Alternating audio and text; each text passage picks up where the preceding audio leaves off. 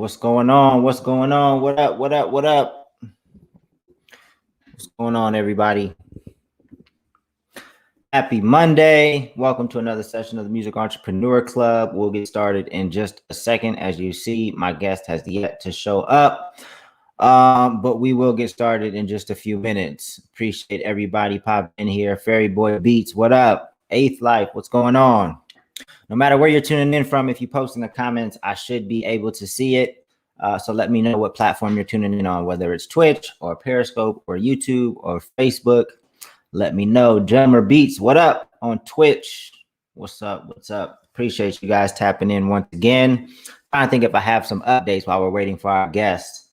Oh, there he is. Hold on one second. Boom. Ace, what's going on? What's good, man? How are you? I'm doing pretty good. About yourself? Just ran out of a meeting and getting to kick it with you, vibe out, and then more meetings. You know how it goes. Happy Monday.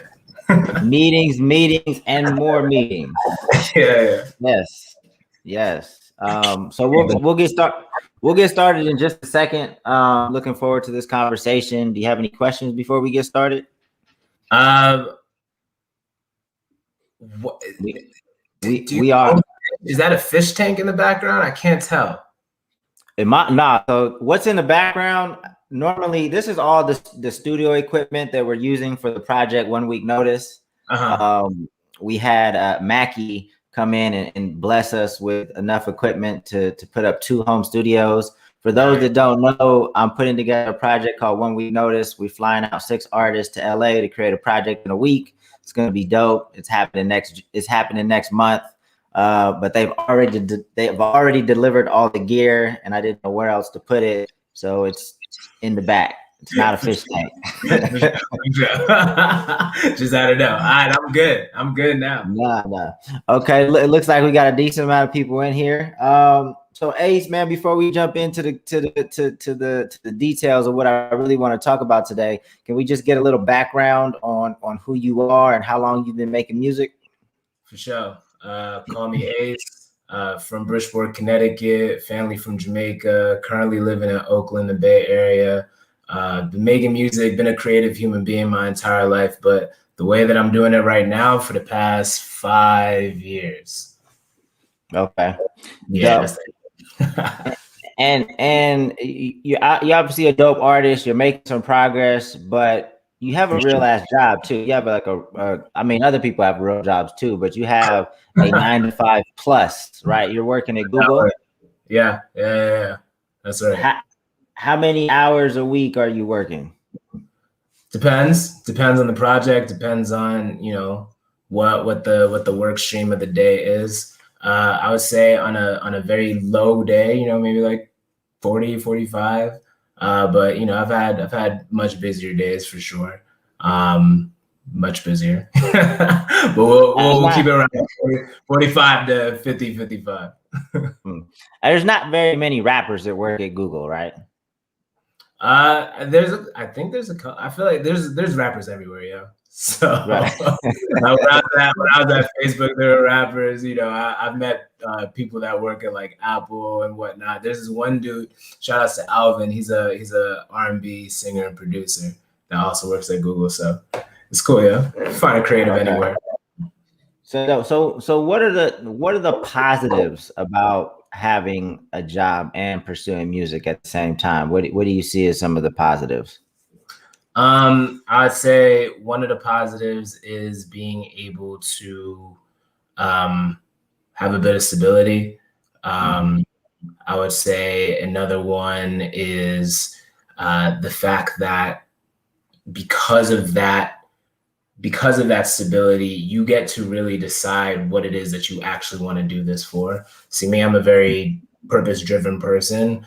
And so me spending the time that I'm spending outside of work, outside of my marriage, outside of things that I love, and staying up till 3 a.m. sometimes, or waking up early to do these things, like I gotta really want it. And I gotta really want it for a reason, because the reality is that when you do have a job, you could also just have that job. Like no one is like pushing you to like do more than you need to necessarily do. So, you know, you to really be more purpose driven, I feel like I have that.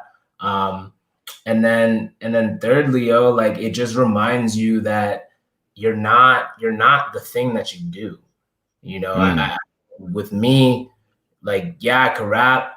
I was an illustrator. Like I've drawn all my artwork for my albums, my last 4. You know, I did my logo. Like I was an illustrator before any of this stuff. I was an actor before all this. I was a poet, a writer, all this stuff. Rapping for me was just the way that I could combine them all. And, you know, it was my low hanging fruit to be able to do all the things that I love with the little time that I got. I gotta, you know what I mean? I gotta prioritize. I gotta be disciplined with the time that I got. But, you know, I've also been doing way more public speaking and speaking engagements in the past year than necessary. Well, obviously the pandemic, but, you know, just being able to show like I think too, you know what I mean? Like I was in college, I was writing papers, like I know how to write, like speak in a cogent manner. And so just remembering that like, yo, I'm so much more. Art could be going this way, but like I have so many other things that I could bring to the table. And this is just one of those like case in points, you know what I mean? And so it really helps to just not be defined by just the thing that you're doing, but just like, who are you and what's the value that you bring to the table? Right. When you do the public speaking, is it about music? Is it more motivational stuff? Like what's the... Yeah. It's kind of like everything in between, you know. I've right now, so for example, Out of Office, which is the album that I just dropped, I've been doing a school tour. Shout out to Hannah, my intern, who helped put that together. And I've been going to, did 9, about to do 10 schools. And I've spoken to them about, you know, just my upbringing, how I got to where I got right now. What are the principles that I've used to navigate this thing that we call life, and these different principles that have helped me go through the corporate world, through this music world as an independent artist. Just last week or 2 weeks ago, I spoke at Berkeley Haas. We had a Haas X, is like a TEDx type of talk. And I spoke about the art of legitimacy. You know, what makes you legit? Do you need other people to tell you that you're legit, or can you be legit without other people's recognition? And, you know, things like that, you know, so I could talk about any, but I've also, you know, I've spoken about diversity and inclusion. I've spoken about, you know, being Jamaican in the United States. Like I could speak about whatever, you know, so especially if it comes from the heart, that's really what it's about. Right. Yeah. I mean, I think your story is interesting. It's unique. I haven't really come across, you know, I'm not gonna say any, because I'm sure I'm missing somebody that, you know, that has a corporate job and is pursuing music. But how do you balance it all? Like, how do you and you're married, so, you know, that's a strong commitment as well. How do you balance all of these different things? Yeah. Shoot. You gotta want it. That's first and foremost. Because when you want it, it's not even a question of like, how can I? It's like, what do I need to do to remove the things that's in my way to do this very thing that I want to do? So, you know, just even that mindset, like, yo, there's so many other things I could do with my time. I could sleep. I could, you know what I mean? Like binge watch the next, you name it, whatever. But like, I'd rather just do other things with my time. And so just being really diligent with the time that I got. Management's key. Setting boundaries is very key. Not all the things all the time. Like I don't have to prove to anybody that like I like to have fun, but I'm gonna have fun whenever I need to have fun. I don't have to like feel compelled to do things outside of the thing that it is that I already set out to do. So, you know, just having that mindset, honestly, is really how I do it. That's the science of it. The art of it, I mean, it comes with the day. It comes with the flavor of the day, you know? Because sometimes, like, especially when I was a consultant, man, when I started doing music as Callmeace, because, you know, I'm Ace Patterson in real life, right? But, like, Callmeace, you know, that I was a consultant. I was working 80-hour weeks, yo, like, easily. And I still, you know, booked my own shows, dropped albums, and shot music videos and all that stuff, right? And so it really, if anything, I'm like, yo, I was equipped now, you know what I mean? Like now it's like, okay, it don't matter what the obstacle is. Like it's the same skills, it's the same principles that you just apply over and over again, right? So it really just starts up here.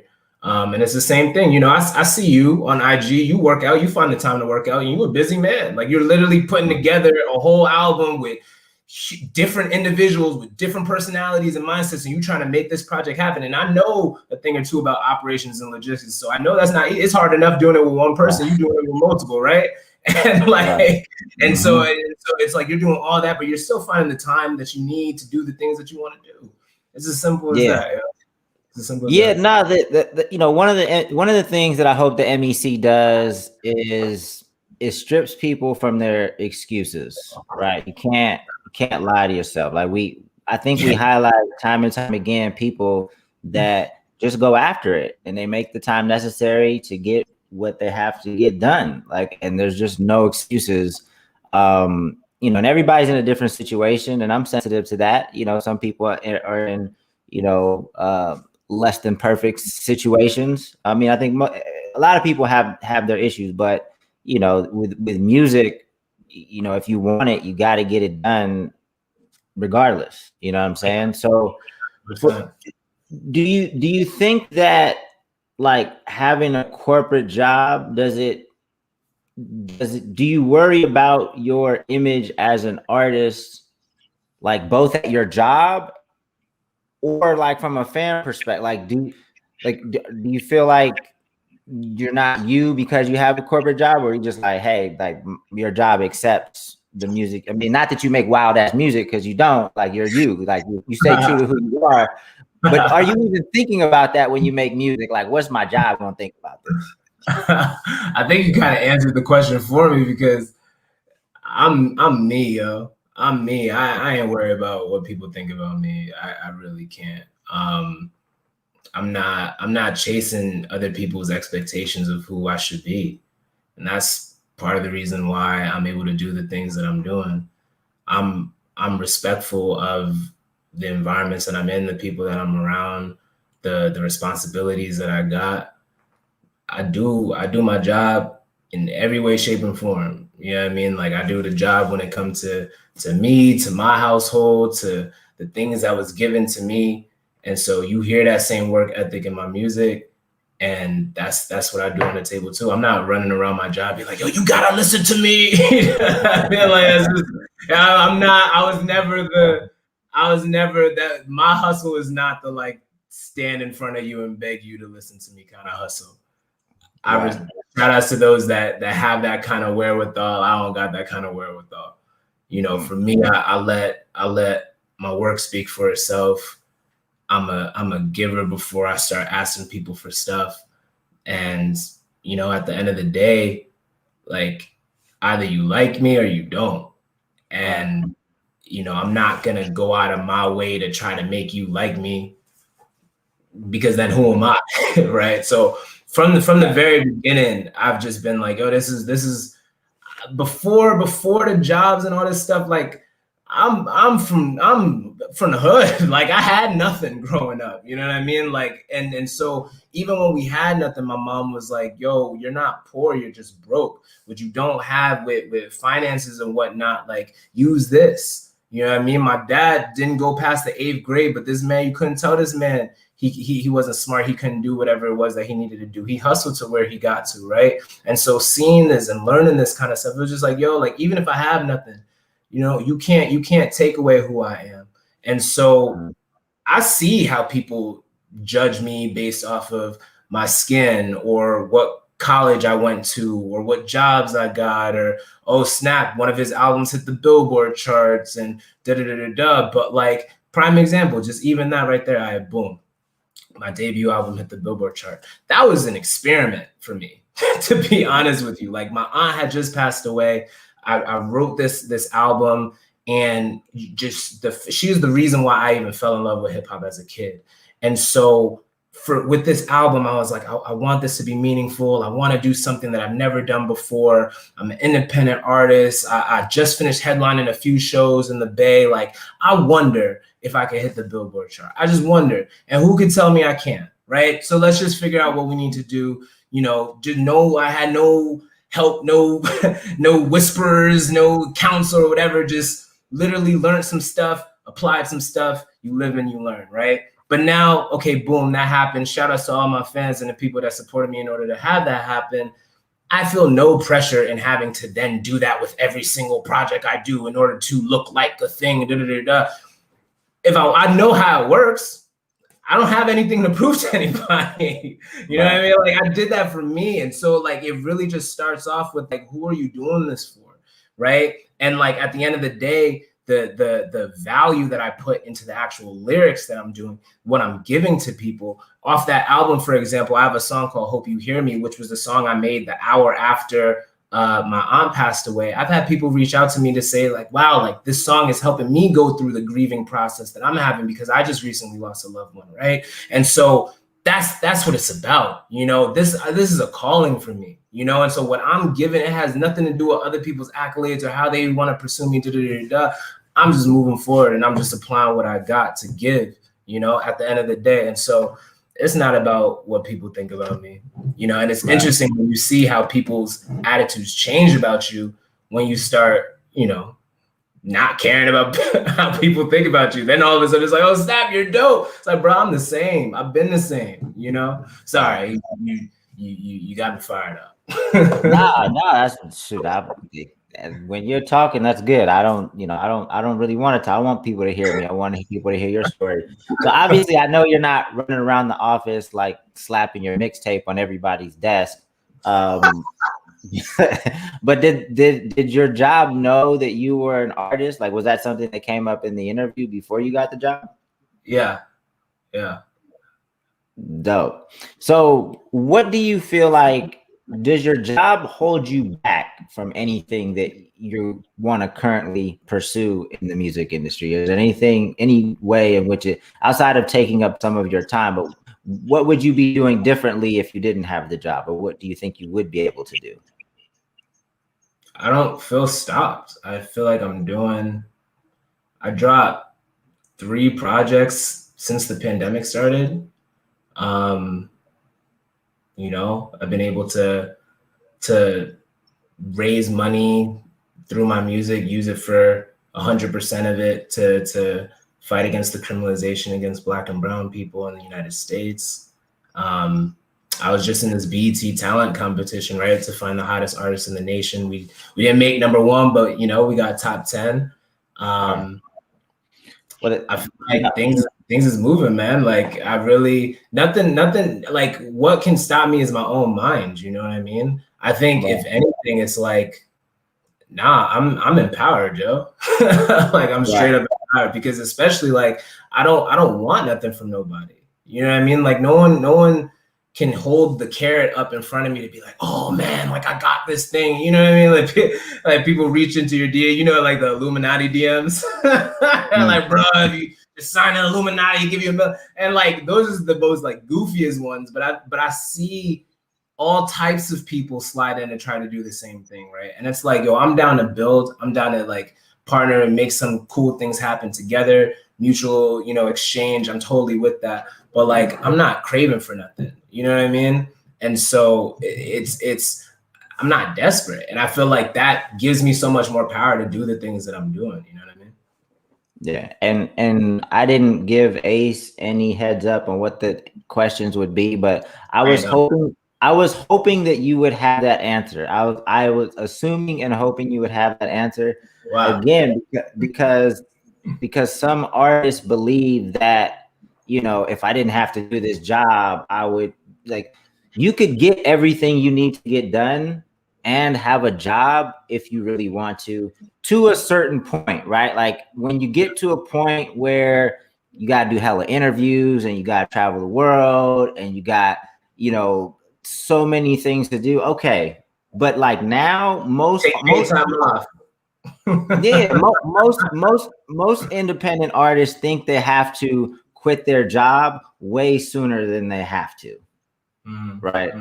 Yeah, and I think it's just because it's hard, you know, to have a job and pursue music, you know, so they just want that extra time. Yeah, but like, if you can't be disciplined with the job, like I'd be surprised at how much more disciplined you'd be without the job. Because I'm like, the amount of stuff I'm able to do in 4 hours of a day, I don't know, like why, like having more time doesn't necessarily mean I do more. It could just mean that like I'm just chilling. You know what I mean? Like it just could be like I'd love to just chill and play NBA 2K all day. Like that'd be dope. You know what I mean? And for some people, like that's the temptation when it comes to, you know, having all that time off. But nah, yo, like honestly, man, like right now where I'm at with things is you know, I'm just scaling. I'm scaling the team because, you know, I'm at that point where I can't do everything literally by myself, which is a blessing. That's a blessing to be in.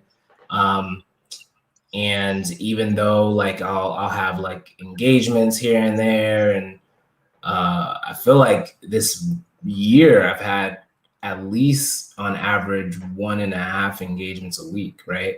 But, you know, you just schedule and make things happen the way that you need to make things happen. I'm thankful for the support that I have. And like I said earlier, right, like it's on my resume, yo. That like I do, because my stuff is official, you know. I have nothing to hide. I'm Googleable anyway, you know what I mean? So even during the background checks and all that kind of stuff, you know, like you're gonna see it all anyway, so there's nothing to hide, right? So it is what it is. But now, like I said earlier, yo, like I treat it all with respect. I don't judge you based off of what you do, and so I just have this same like sense of, you know, if you could see that what I bring to the table can get the job done, and you feel like there's value in that, then we can get the job done together. And the stuff that I do outside of work, you know, I'll just ensure that it don't impinge on the stuff that. Now that being said, out of every place where I've worked, they like what I do, you know, and so it's been dope, right? It's like at the end of the day, you're like, who am I to tell you that you can't be my fan, right? Right. Yeah. So, you know, I think you have, like I said, an interesting, unique story. Like everything is super strong. Like what about your story? So for example, if like, you know, if an artist works out, you know, you might get an opportunity to talk to Men's Health and Fitness at some point, right? Like with your story being, you know, fairly unique in the music industry, have you gotten some opportunities because of your story? I mean, obviously the music's cool as well, but like, have you gotten some opportunity or some looks or some, you know, some blog looks or something like that because of the story that you're sharing? Yeah, a lot. It's a blessing, man. It's a blessing for real. I'm very thankful, yo. And you know, we continue to push forward and share the story. I just shot I can't tell you too much about it because I'm still in the NDA, but as soon as it dropped, I'm gonna let you know for real. But I just shot a commercial. Like it was crazy. It was a commercial on me, but like featuring the company like in the background almost, you know what I mean? And so it's like a 5 to 7 minute like mini documentary, right? And so it's like, who'd have thought? Like that was contracted, you know what I mean? And then like it's a blessing. So I'm really just, again, I couldn't be in this situation if I was too busy trying to sound like somebody else or have my mask this part of my story so that I could come out here and da da da da da. It's like, nah, yo, this is a capability of mine. You know what I mean? Like this is my story, and my path is my strongest asset. And you know, someone asked me the other day, like, yo, like, what if or what when you stop working, you stop having your corporate, you're just doing music full time, like would you stop rapping about like this dual life or whatever? I'm like, yo, like Jay-Z still rap about selling cocaine. You know what I mean? And so it's just like, what are we trying to say is like, this is my story forever. It don't matter what I'm doing, I am who I am. And so the lessons that I give, the stories, there's still so much that I haven't shared, you know what I mean? Like, and the ways in which I go about things. And especially as I continue to grow as a person, I'm going to continue to share more into my music. And so you're always going to keep getting, you know, just this vantage point, this angle, because I'm a multifaceted human being and I take pride in that. You know, I don't want to just there's some people they could rock with, you know, always giving you that one sound over and over again. And every time you listen to them, you know, that's what to expect. like shout outs to them. I cannot do that. Like I refuse to do that. I want to continue to give people the growth. But you know, I just dropped a song where I say, like, you know, I could cop a Tesla instead. I got some real estate, set my grandkids up. That's how I feel today. Like that's my mindset right now. You know what I mean? Like starting from being homeless to being able to purchase real estate, thinking about long-term generational wealth is like, that's a mindset that like I wouldn't have even been able to have if I didn't go through what I went through and experience the things that I'm experiencing, right? And so like I would be shortchanging my ability to even make music if I wasn't true to myself, right? And so I don't even remember what the question was, but here we go. I know you can't share too much about the commercial, but can you share like how you got it? Like, you know, Man, what a blessing. My sync license agency reached out to me and was like, here's an opportunity. Are you available? Are you down to do it? I was like, yes. Okay. And then and they like, and you know, they you know, shout out to Bodega. They you know, they're dope people. They're symphonic. They treat me with respect, really care about like what I bring to the table. They recognize that like I'm not like every other rap artist, and yet they, you know, they treat me good. So you work with a sync agency that helps find placements for your music in like television and film, and in this situation it went a step further and was an actual like commercial. Yeah.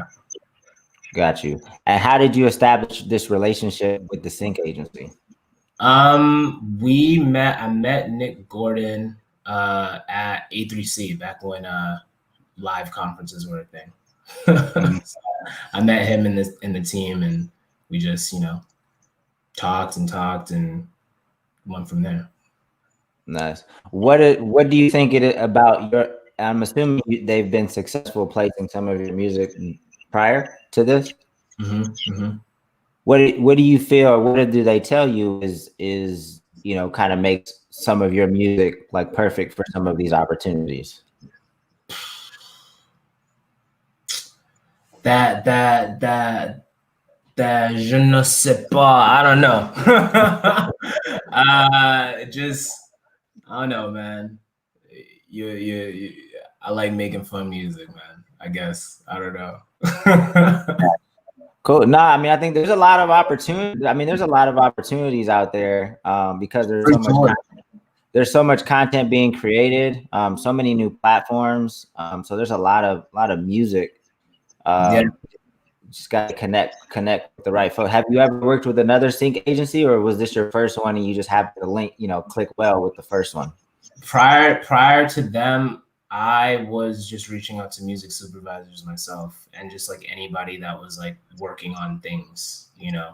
And so it was actually a very dope like relief to you know, work with like an actual team and folks that can like dedicate to you know, doing the pitching and stuff. Right.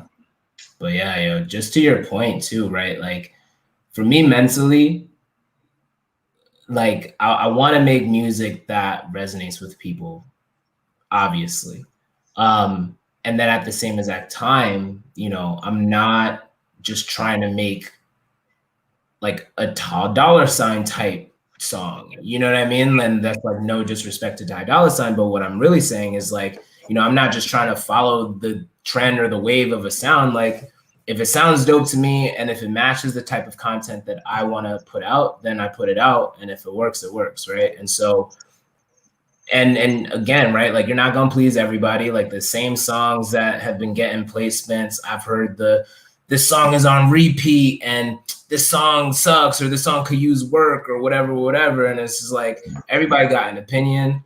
That ain't even what it's about. If it's like mixed and mastered, if you could stand behind what you put out, at the end of the day, like music's subjective. And so it really just depends on like, do you have a fan base? Do you have people that actually can champion your stuff? Do you have people that can like actually support you? And if you do, then that's kind of really all you need. You don't even need critics. You don't need placements. You don't need this, that, and the third. Like just feed your people. That's really it. And so, you know, I just go back to that always, right? Like I'm just providing them what they like. So they like it, it's growing, and it's Got you. Now you said you're at a point now where you got to scale up the team. I tell artists all the time, it's like the first member on your team, like every artist could have a different need because the artist might have different a different skill set. So it's never the same person that you bring on first or second or third, because sometimes an artist is also a graphic designer or also does video. So you know, but for you, who are these first few people or person, or I'm not sure how big the team is now. Who did you feel was a priority to add to your team now as you start to scale? I mean, the first person that I technically was like, you are like in the team, was my engineer. Shout out to Brian Kidd. One Sound, One Vision. Nice. Yeah, it was like he just was able to bring a really strong quality. He was able to understand my voice and, you know, make it do the various things that I was hoping could be done. So definitely shout out to the engineer. Gotta show love to the engineer. And I feel like no one really shows love to the engineer. But once I really started putting in work on this music stuff, I was like, yo, if it wasn't for the engineer, man, like all this music would be bad, right? And so, and you know, shout out to the people that know how to like engineer themselves. I definitely know a thing or two, but I'm not gonna go out there and call myself an engineer. Like that was one of the things where it's like I'm going to like specialize this aspect of the music because it's that important. Now, if you're not talking about music and you're talking about things outside of the production of music, I would say, I guess my publicist, Brianna. I would say that she became like the next like stable aspect of the team. Because I've had interns in the past, but you know, like just for the semester and things like that. But Brianna, I would say was the like next like official part of the team. And she just really helped to, you know, again, prior to meeting her, like I would reach out to writers, editors, bloggers, podcasters, you know, whatever. And, you know, thankfully, right, like they believed in what I had and we would have these awesome conversations, get placements, etc.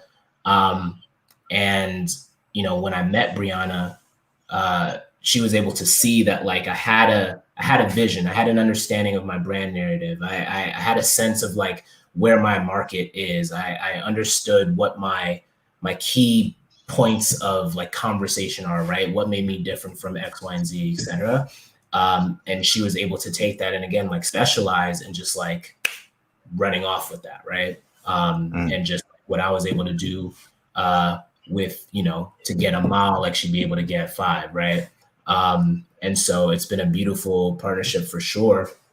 It definitely is a cool thing because I'll still get like opportunities directly through me, but it's a blessing because I can also like not do that. Like that's the beautiful part about having a team, right? Which again, like, sure, I can like play with some knobs and, you know, do some engineering stuff, but it's like, but I don't have to, like, I don't have to stress out about that. And now I can focus that time that, you know, right, instead of like, oh, I got to quit my job so I can do all the things. It's like, no, instead that time, right, is now like dedicated. Brianna's killing it, doing her thing. Shout out to BR Visionary Consulting. And now I get to do the other stuff, right? I'm still doing operations. I'm still doing, you know, music and marketing and stuff like that. This semester, it was really dope. I worked with a BCEC out in Berkeley and was able to develop an internship program. And so had 6 really dope interns this semester. And we were able to do some pretty crazy projects over the past 5-6 months, right? And so now that's going to become a very official aspect of, you know, this Callmeace entity that we got going on where, you know, that marketing aspect of things. Like, not only can I share the things that I've learned and be able to, you know, teach folks that are interested in music and or marketing, but now it's like those things that I used to do individually, like I can now use that time for other things. And so like, that's really, it's a natural growth, yo. And you don't know when you need the help until you're really at that point where it's like, yo, I literally cannot do anymore, right? Like, I'll cross 10 things out of the day and then I'll end the day and there's 20 more things on the to-do list. It's like, how did it grow? You know, and like, that's when you really know that like, it's time for a team. It wasn't like oh man, like it'd be great if somebody could just do this work because I don't want to do it. It's like, nah, yo, like I'm happy to do it. I literally cannot, right, Dame? So that's kind of where the mindset shift was for me and how the team just naturally started growing. Right. No, it's actually interesting that the publicist is one of the first people on your team, because typically my advice, or from my experience, like a publicist is one of the last people you add to the team. I think your scenario might be a little different in the sense that, one, you have a job, so you have the money to pay this person. I don't know if you're paying them or not. I'm assuming you are. But two, I think you have a very good idea of what the story is that you're telling, right? Like, you have a very strong sense of the story and the foundation. So it may make a little sense to bump that up and have that person come on before, you know. So that's interesting. The other thing about the interns, 6 interns, that's a lot. And I think that, you know, I brought on 3 interns in the beginning of Funk Volume, but I really wanted them to get a lot out of the experience. Sometimes interns take up more time than they save, depending on, like, if you really value your interns and you want them to learn, like, you can get interns and just have them do whatever. But if you really take an interest in the interns and you want them, and they have us, because when they would come on, I would say, hey, you know, what do you guys want to learn in the music industry? And I would try to make sure I assign them things in the areas in which they want to learn. So for that intern process, like, you said you worked with Berkeley to do this? Yeah. Okay. So are they getting school credit for interning with you? Yeah, it's possible. Yeah. Okay. So how'd you pick them? How'd you structure, like, how did that process work? You know, and how do you keep them productive? Yeah, no, very simply,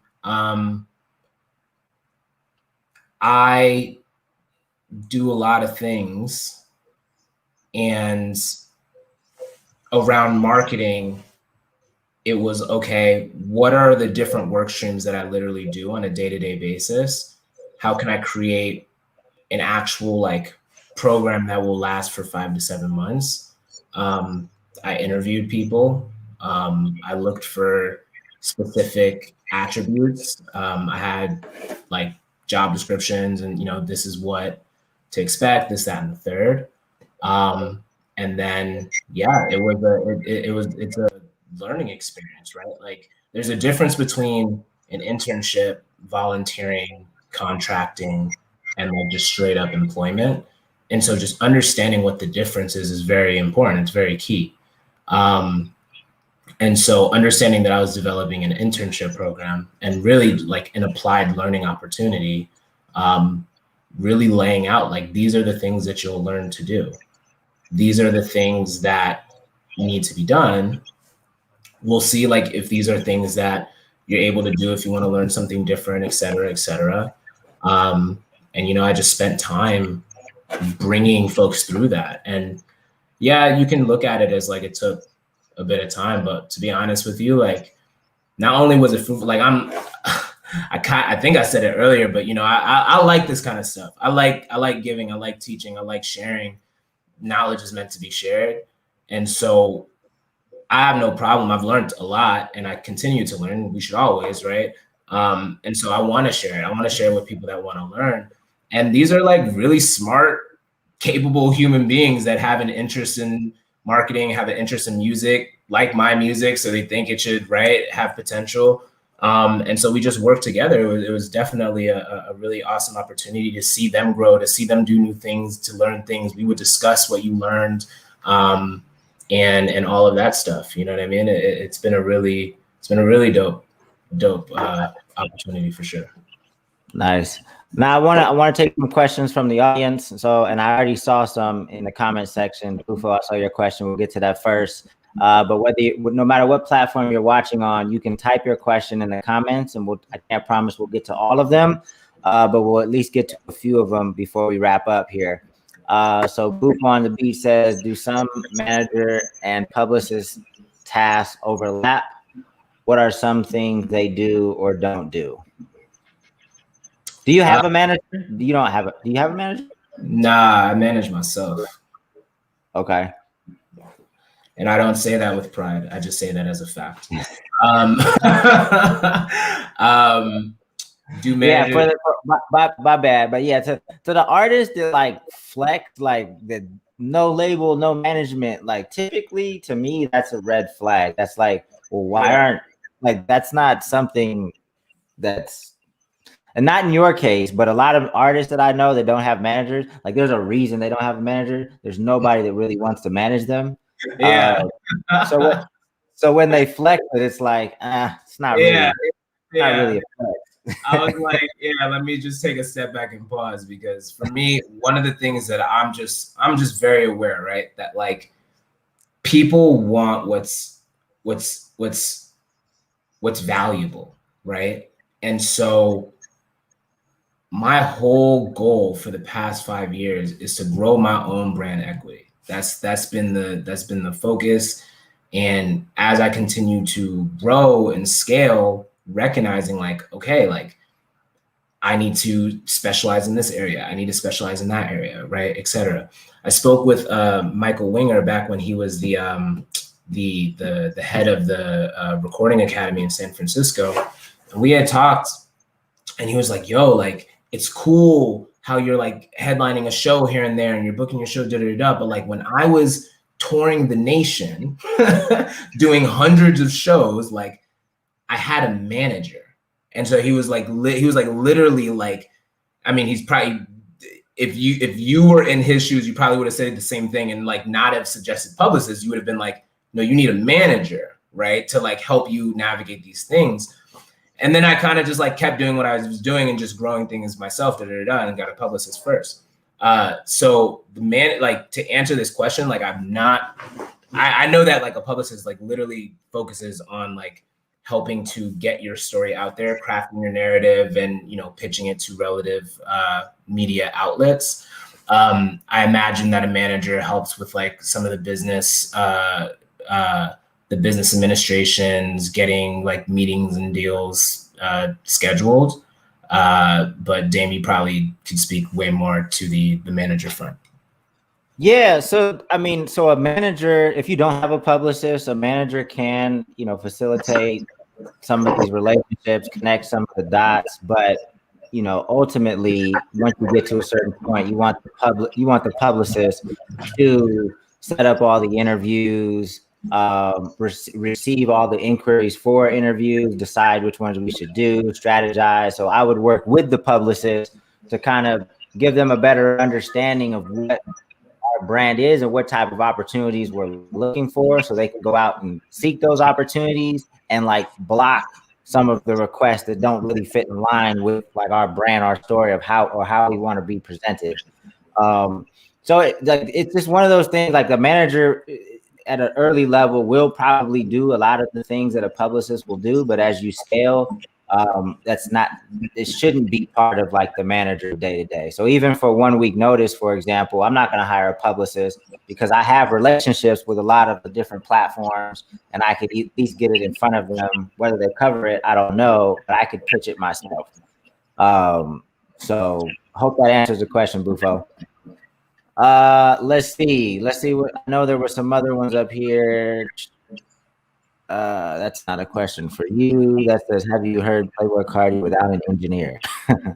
I think they were giving you love because you were showing love to the engineer, and not that many people do that. But see, your engineer sounds like a different, because sometimes like even with us, like we used a number of different engineers. There was nobody like really in-house that we went to every single time that was like part of the team. Your engineer sounds different. Like you have a different kind of relationship with them. This is the person that engineers all your stuff.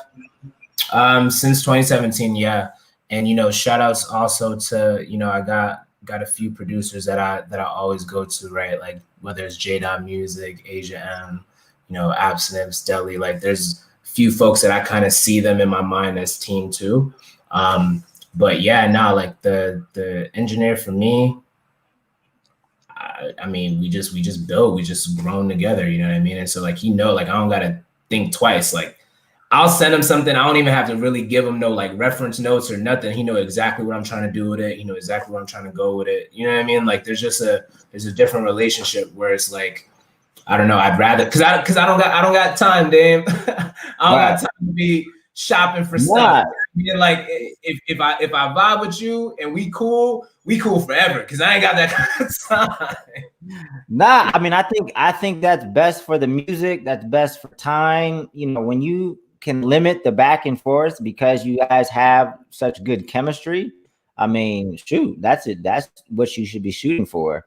King Swisser wants to know how do you met your engineer? Through another artist, and so I just shout outs to meeting people. One person might lead you to the next person, might lead you to the next person, kind of thing. And so that it was just one of those moments, and we just chopped it up. I think I like sent like one song, right? Heard what he did with it, was like, oh, cool, right? And just kind of went from there. Dope. Okay, well, we'll wrap this up, but let people know like, what's the plan for this year? What's on the agenda? What's coming up for you in the coming months? Yikes! Well, no one knows what the future holds, so let's say all of this with a grain of salt. But I did just release an album called Out of Office. Dropped a few music videos. Got another one scheduled to drop soon in the next like 1 to 2 weeks. Also did a live performance of a few of the songs off of that album. Few speaking engagements lined up. Going to be a commencement speaker over here. Talk to some schools over there. Figure out how I can. There's this case study that I've done every single year for UC Berkeley during the fall. We'll see if we'll get another ones going on.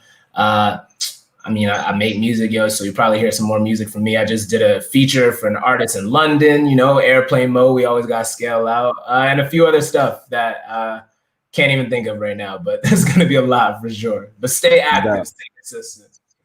No, I mean, I think just staying active, just planting as many seeds as possible, just is how to move, it's how to move because you just never know when each one of those is going to sprout. So, I think you take the same approach I do.